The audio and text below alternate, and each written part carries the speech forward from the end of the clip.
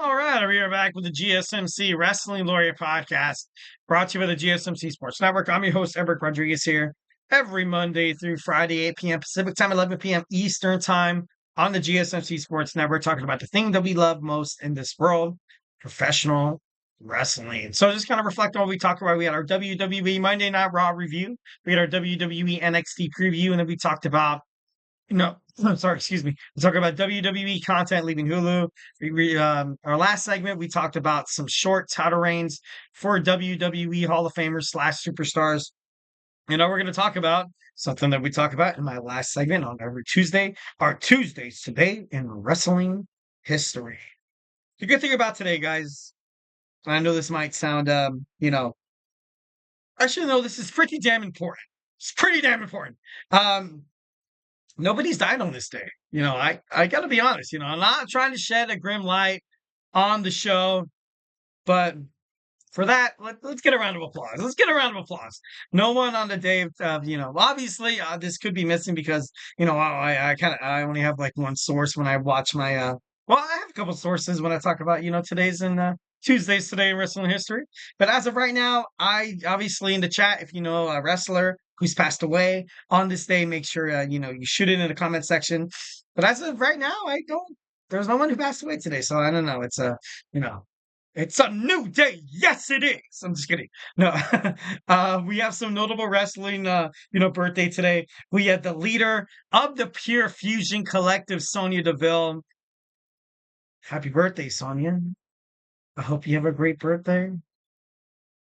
Probably, Shayna Baszler, Zoe Stark. It's not going that well as you thought it was going to be, but it's okay.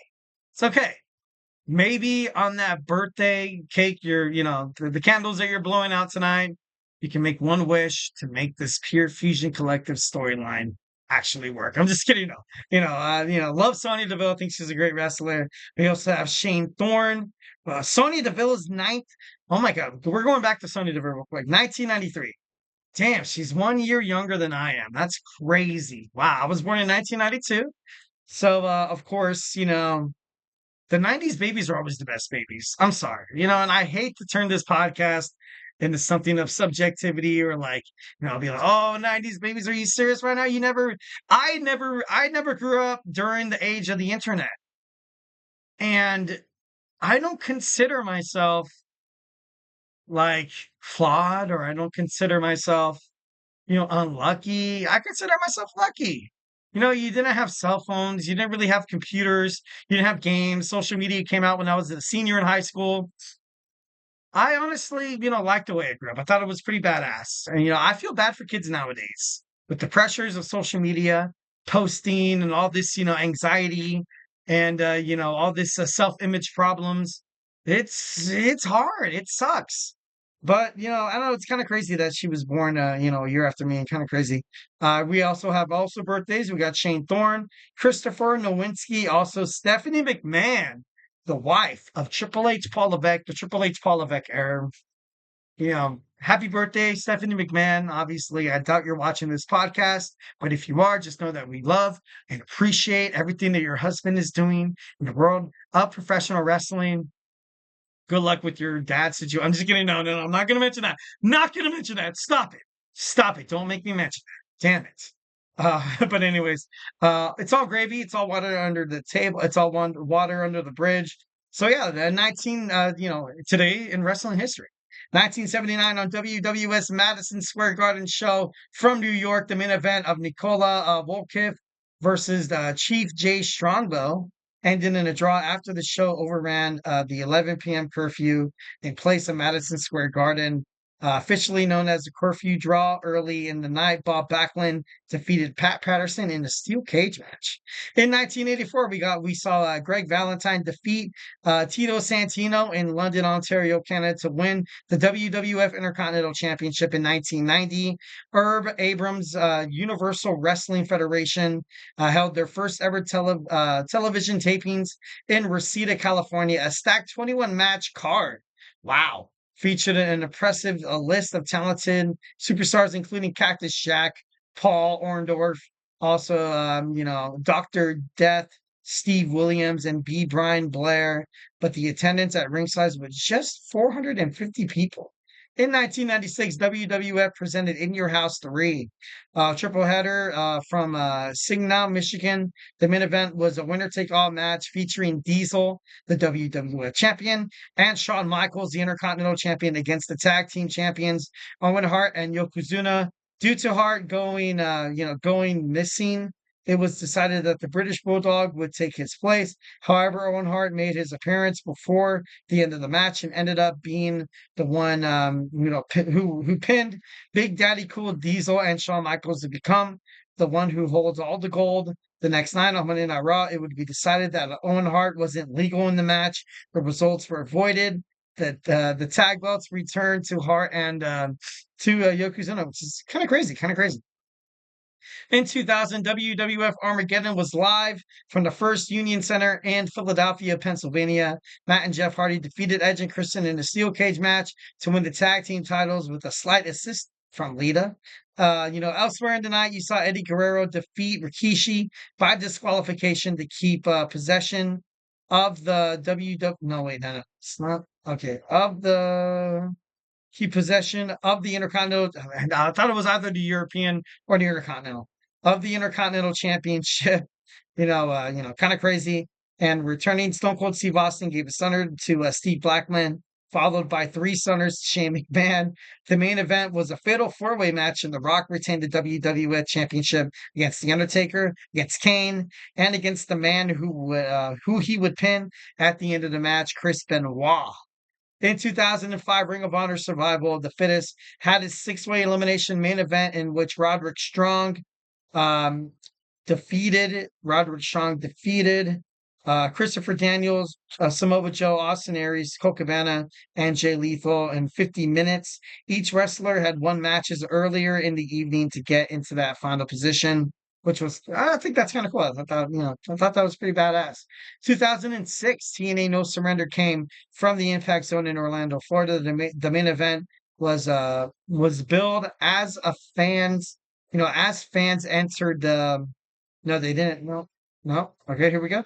As fans, the revenge on the lumberjack match between Samoa Joe and Jeff Jarrett, with 18 fans surrounding the ring equipped with weapons or leather straps.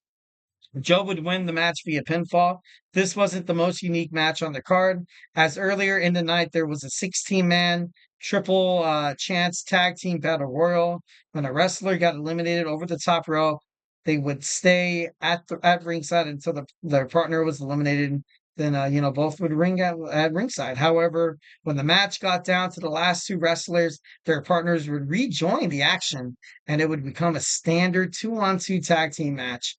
Andy Douglas and Chase Stevens won the match and became the number one contenders for the tag team belts. The card also featured on the Wild Ultimate X match, that's actually pretty cool.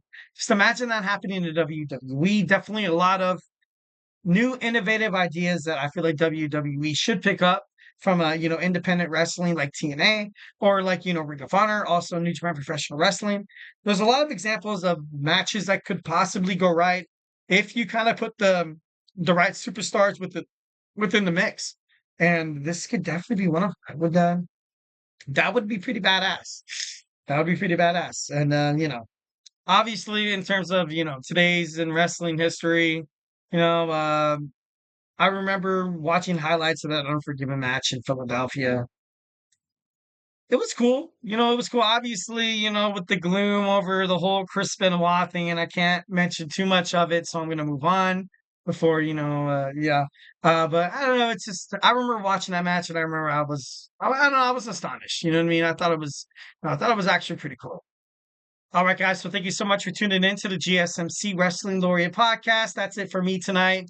We have tomorrow. Remember to join in at the GSMC Sports Network at 8 p.m. Pacific time, 11 p.m. Eastern. Here to talk about everything in terms of professional wrestling. Remember to Superman punch that like a subscribe button to the show. Follow the show. Follow the network here at the GSMC Sports Network. We do love a lot of peace, love, and positivity 1,010% of the time. So go ahead and let's do it. And like I always say, if I have not made you a wrestling fan by now, why not check out my boy Tommy's podcast Every Saturday, we got crazy college football happening. So make sure you tune into the GSMC College Football Podcast. We got the WNBA playoffs. So tune into Nelson's podcast, and GSMC Basketball Podcast. We also got 2 football podcasts. If you're a fan of the NFL, want to find out how your team is doing, any news, any breaking news within the NFL industry, tune into the Chip Shot Football Podcast with Manny, the GSMC Football Podcast with my boy Kenneth. We all Kenny, whatever. I call him Kenny because we're that close. We're that cool. I'm just kidding. You call him Kenny, whatever. When football comes around the corner, everybody's working on their fantasy sheets. Everybody's deciding who to start, who to sit them, who to pick up off the waiver wire. Fear no more. Watch the GSMC Fantasy Sports Podcast with my boy Chris Shepard. Find out all the know-how to make sure your team becomes the WWE champion in your league. So make sure you do that. We got, we also have all around sports. We got Sports by GSMC with Jeremy. We got the GSMC Sports Podcast with my boy TJ. So make sure you tune into all those awesome shows. I love these guys. These guys they're my dogs. They're my wolf pack. They're my ride or dies. I'm just kidding. Moving on. No, getting a little over myself. I got my man Emmerich with the GSMC Soccer Podcast, started in 13 minutes. If you're a soccer fan, or if you're starting to become a soccer fan, this is the first place to start. 1,010%. This is, if you want to find out all the major headlines happening in soccer, in the world of soccer, tune into Emmerich podcast on the GSMC Sports Network every night at 9:30 Pacific time, 12:30 Eastern time. So make sure you tune into that. Once again, thank you guys so much. Hope you guys had an amazing Tuesday. Hope you guys have an incredible Wednesday. Stay beautiful, but most importantly, love you.